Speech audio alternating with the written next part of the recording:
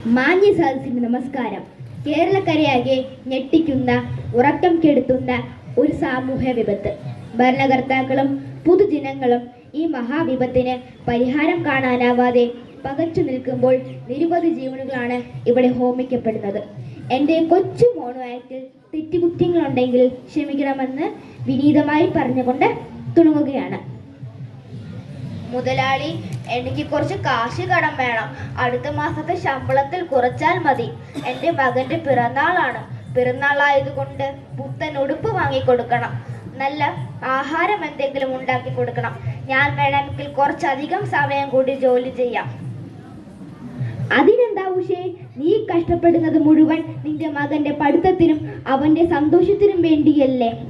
അവൻ വളർന്നു വലുതായി നല്ലൊരു നിലയിൽ എത്തിക്കഴിഞ്ഞാൽ നിന്റെ കഷ്ടപ്പാടുകളെല്ലാം അവസാനിക്കും. അരി വാങ്ങുവാൻ 5 ദിവസത്തെ ബസ് കാശ് മിച്ചം പിടിച്ച് നടന്നാണ് നീ വീട്ടിൽ പോകുന്നത് എന്നെനിക്ക് ശല്യം വളരെ കൂടുതലാണ്. അതുകൊണ്ട് നീ എത്രയും വേഗം വീട്ടിൽ പോകാനുള്ള വഴി നോക്ക്. മോനെ അപ്പു, നീ എവിടെയാ? സ്കൂളിൽ പോകാൻ റെഡിയായില്ലേ? ആ അമ്മേ, ഞാൻ റെഡിയായി. നിനക്കെന്താ ഒരു വിഷമം?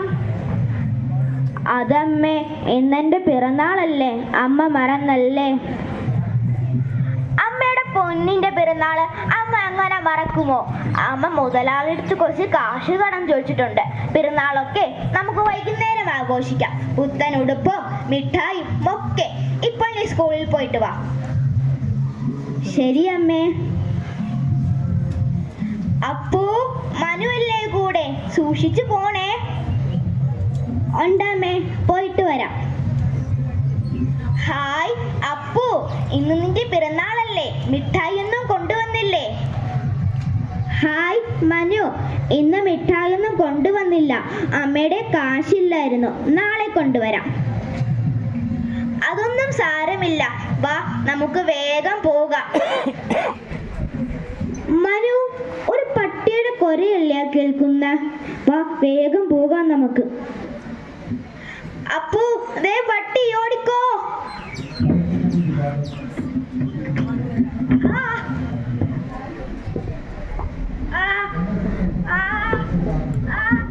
എന്താ മോടിക്കല്ലേ? എന്താ മോത്തെ കടിക്കല്ലേ? എന്റെ കൈ കടിക്കല്ലേ? എന്റെ കാല. ആരെങ്കിലും ഓടി വരണേ. അമ്മേ, മനു, ആരെങ്കിലും ഒന്ന് ഓടി വരണേ.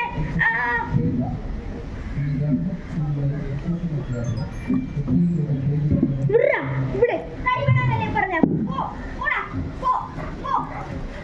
ചേട്ടാ, ആരെങ്കിലും ഒന്ന് ഓടി വരണേ ചേട്ടാ. അപ്പൂനെ പട്ടി അടിച്ചേട്ടാ. ആരെങ്കിലും ഒന്ന് ഓടി വരണേ ചേട്ടാ. അപ്പൂനെ പട്ടി അടിച്ചേട്ടാ. ആരെങ്കിലും ഒന്ന് ഓടി വരണേ. ചേട്ടാ, അപ്പൂനെ പട്ടി അടിച്ചേട്ടാ. ആരെങ്കിലും ഹോസ്പിറ്റലിൽ കൊണ്ടുപോണേ. അപ്പൂനെ ആരെങ്കിലും രക്ഷിക്കണേ. നമസ്കാരം. സംസ്ഥാനത്ത് വീണ്ടും തെരുവുനായ ആക്രമണം. ഇന്ന് രാവിലെ സ്കൂളിൽ പോയ 2 വിദ്യാർത്ഥികളെയാണ് തെരുവുനായ ആക്രമിച്ചിരിക്കുന്നത്. വിശദ വിവരങ്ങൾക്കായി റിപ്പോർട്ടർ ഹരി ഇപ്പോൾ ലൈനിലുണ്ട്. ഹരി, കേൾക്കാമോ? കേൾക്കാം. ഞാനിപ്പോൾ നിൽക്കുന്നത് കുട്ടികളെ അഡ്മിറ്റ് ചെയ്തിരിക്കുന്ന ഹോസ്പിറ്റലിലെ മുൻപിലാണ്. 4ാം ക്ലാസ് വിദ്യാർത്ഥികളായ അപ്പു, മനു എന്ന 2 കുട്ടികളാണ് ഇവിടെ അഡ്മിറ്റ് ചെയ്തിരിക്കുന്നത്. അതിൽ അപ്പു എന്ന കുട്ടിയുടെ മുഖത്താണ് തെരുവുനായുടെ ആക്രമണം ഉണ്ടായിരിക്കുന്നത്. തക്ക സമയത്ത് എത്തിച്ചത് കാരണം കുട്ടി അപകടനില തരണം ചെയ്തു എന്നാണ് ആശുപത്രി അധികൃതർ പറയുന്നത്. 2ാമത്തെ കുട്ടിക്ക് ഓട്ടത്തിനിടയിൽ ഉണ്ടായ നിസ്സാര പരിക്കുകൾ മാത്രമേ ഉള്ളൂ. ഈ വിവരങ്ങൾ അറിഞ്ഞ് പഞ്ചായത്ത് പ്രസിഡന്റും നാട്ടുകാരും ഇവിടെ എത്തിയിട്ടുണ്ട്. നായ്ക്കളെ സംരക്ഷിക്കണം എന്ന ആവശ്യവുമായി all Kerala dog welfare committee അംഗങ്ങളും രംഗത്തെത്തി. ഡോക്ടറെ, എന്റെ മോൻ എന്താണ് പറ്റിയത്? തെരുവ് നായ്ക്കൾ അവനെ കടിച്ചു കീറിയല്ല എൻ്റെ ഈശ്വര. ഡോക്ടറെ, എൻ്റെ മോൻ ഇഞ്ചക്ഷൻ എടുത്തല്ലോ.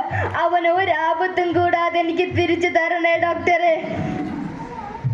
നിങ്ങൾ വിഷമിക്കാതിരിക്കൂ. അപ്പുവിനെ തെരുവുനായ ആക്രമിച്ചിരിക്കുന്നത് കൈയിലും കാലിലും മുഖത്തുമാണ്. ഏറ്റവും കൂടുതൽ കടിയുണ്ടായിരിക്കുന്നത് മുഖത്താണ്. കുട്ടിക്ക് വന്നപ്പോൾ തന്നെ പേവിഷബാധയ്ക്കെതിരെയുള്ള വാക്സിൻ എടുത്തിട്ടുണ്ട്. എല്ലാം നന്നായി വരുവാൻ നമുക്ക് പ്രാർത്ഥിക്കാം. നിങ്ങൾ വിഷമിക്കാതിരിക്കൂ കേട്ടോ. 3-4 ദിവസങ്ങൾക്ക് ശേഷം. മോനെ അപ്പു, എന്തെങ്കിലും ഒന്ന് കഴിക്കും മോനെ. ദേ, അമ്മ മോന് ഇഷ്ടമുള്ള പാൽക്കഞ്ഞി കൊണ്ടുവന്നിട്ടുണ്ട്. മോന് നല്ല പനിയുള്ളതല്ലേ, എന്തെങ്കിലും കഴിച്ചില്ലെങ്കിൽ മോന് പനി കൂടും. എനിക്കൊന്നും വേണ്ടമ്മേ. കഞ്ഞി പോയിട്ട് ഉമിനീർ പോലും ഇറക്കാൻ പറ്റുന്നില്ല അമ്മേ. ദാഹിച്ചിട്ട് വയ്യമ്മേ. വെള്ളം കാണുമ്പം എനിക്ക് പേടിയാവുന്നെൻ്റെ അമ്മേ. ഞാൻ മരിച്ചു പോകുമെൻ്റെ അമ്മേ. അയ്യോ മോനെ, അങ്ങനെയൊന്നും പറയല്ലേ. എൻ്റെ മോനൊന്നും സംഭവിക്കില്ല. കുട്ടിക്ക് നല്ല വയ്യായികയും പനിയുമുണ്ട്. അതുകൊണ്ട് മറ്റൊരു റൂമിലേക്ക് മാറ്റുകയാണ്. നിങ്ങൾ നന്നായി പ്രാർത്ഥിച്ചുകൊള്ളൂ.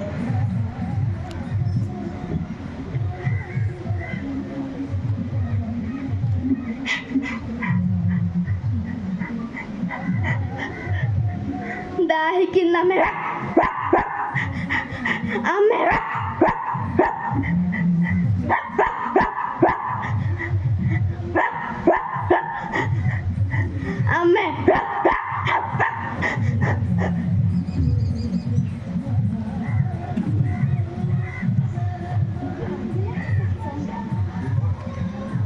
ഡോക്ടറെ, എൻ്റെ മോന് എന്താണ് പറ്റിയത്?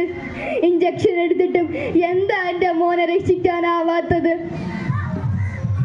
പേ പിടിച്ച നായയുടെ കടി കഴുത്തിന് മുകളിൽ ഏറ്റുകഴിഞ്ഞാൽ വൈറസുകൾ പെട്ടെന്ന് തലച്ചോറിലേക്ക് എത്തും. ഇഞ്ചക്ഷൻ എടുത്താലും ചിലപ്പോൾ നമ്മൾ നിസ്സഹായരാകേണ്ടി വരും. ഒരിറ്റ് വെള്ളം പോലും കുടിക്കാതെ എൻ്റെ മോൻ ദയനീയമായാണ് മരിച്ചത്. ലോകത്തിൽ ഒരമ്മയ്ക്കും ഈ ഗതി വരുത്തല്ലേ ഈശ്വര. അതെ, ഇതൊരൊറ്റപ്പെട്ട സംഭവമല്ല. സഞ്ചാര സ്വാതന്ത്ര്യം ഇന്ത്യൻ ഭരണഘടന ഒരു പൗരന് നൽകുന്ന മൗലിക അവകാശങ്ങളിൽ ഒന്നാണ്. ഇതിനൊക്കെ പരിഹാരം കാണാൻ അധികാരികൾ കൺ തുറന്നേ മതിയാവും. അഥവാ നടപടിയെടുത്താൽ തന്നെ പ്രതിഷേധവുമായി എത്തുന്ന പ്രിയ മൃഗസ്നേഹികളോട് ഒരു ചോദ്യം: കുടുംബത്തിന്റെ അത്താണിയാകുവാൻ നാളത്തെ പ്രതീക്ഷകളായ പിഞ്ച് കുഞ്ഞുങ്ങളുടെ ജീവനേക്കാൾ വലുതാണോ നിങ്ങൾക്ക് മൃഗസ്നേഹം? ചിന്തിക്കൂ, കൺ തുറന്ന് പ്രവർത്തിക്കൂ. ഇനിയും ഇത്തരത്തിലുള്ള ബുദ്ധിമുട്ടുകൾ ഉണ്ടാവാതിരിക്കാൻ നമുക്ക് പ്രാർത്ഥിക്കാം. നന്ദി, നമസ്കാരം.